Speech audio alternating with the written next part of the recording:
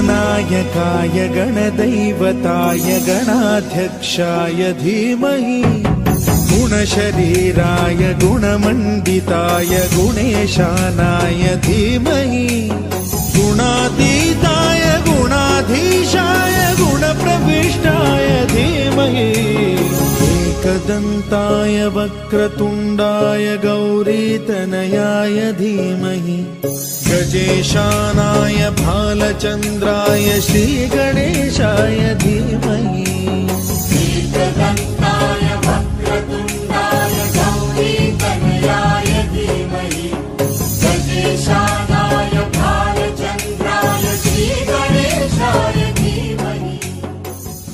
Now let's start a dance.